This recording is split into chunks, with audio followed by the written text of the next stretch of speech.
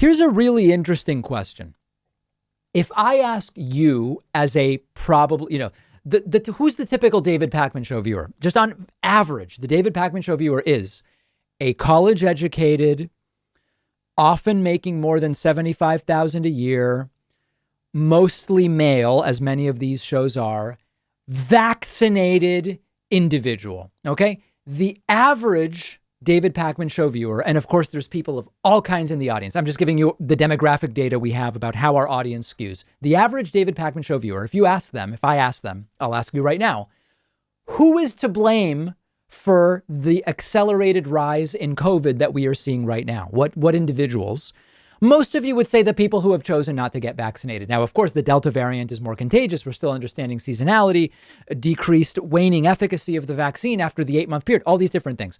But obviously, if everybody was vaccinated by now, we wouldn't be seeing what we are seeing right now, in particular, hospitalizations and deaths. Now, let me ask you a different question. If I asked you, what or who would the average unvaccinated person blame for the spike in COVID, what would you say? Well, there is a new Axios Ipsos poll, and it is absolutely insane. Look at this. So I'm putting the graph up on the screen. I'm going to explain it to everybody, okay? The answers in green are the answers of vaccinated people, whereas the answers in red are the answers of unvaccinated people. So case in point, you go to the vaccinated and you say, what's to blame for the rise of COVID and the new variants? 79% of the vaccinated say the unvaccinated are to blame. Okay, that's backed up by science. The vaccinated also blame, in descending order, Donald Trump, conservative media. Now, they're not saying Trump is infecting people, but it's the vaccine hesitant and COVID isn't serious rhetoric of Trump. Conservative media doing the same thing. Foreign travelers in the U.S., Americans traveling internationally, etc. Okay. The unvaccinated, they immediately gravitate to foreign travelers in the U.S. are the ones that are to blame. And then they go to mainstream media is to blame. And in fourth place, they have Joe Biden is to blame. And then they have the CDC is to blame. And then they have national public health officials are to blame. This is a completely backwards view. And by the way, only 9.8% of the unvaccinated blame themselves for what is going on right now. This is a view which is based on why do we blame the CDC and the national public health officials? Well, because they can't be trusted. And Fauci was wrong about masks in March of 2020. And they're spreading lies and gain of function research and all of this different stuff. Joe Biden is to blame. Joe Biden has been trying to get people vaccinated. Biden's to blame. What? What are you talking about? And then foreign travelers in the United States seems to be the point of agreement. Right around, 29%. I'll put the numbers back up on the board.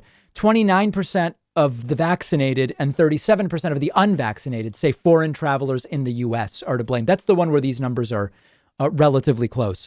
This is just a worldview that is totally disconnected from what the science tells us. So how do we deal with this? These are not folks. Listen, if you think mainstream media is behind the explosion of Delta case infections and hospitalizations and deaths, how are we going to be able to have an even remotely substantive conversation with you? We're not going to be able to. So then what do we have to do? We probably have to do what some cities and states, or mostly cities, are starting to do. You want to go to the movies? You got to be vaccinated. You want to go to a restaurant and sit indoors? You got to be vaccinated. I'll talk on the bonus show today about my trip. When I was in Germany, I went to a place that had it was like a beer garden, German beer garden, had a big outdoor area and an indoor area. I went to the door. The waitress comes up and says, if you want to go inside, I need to see vaccination or a negative test from today. And it makes sense that that's what you would start doing. You've got to start making it more annoying not to be vaccinated, because if you think mainstream media is behind the rise in cases and not the fact that we've only fully vaccinated roughly half the country, then it's going to be very hard to convince you otherwise. Really, really difficult stuff.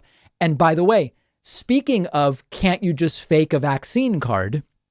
Yeah, you can. And that's actually the topic of today's voicemail.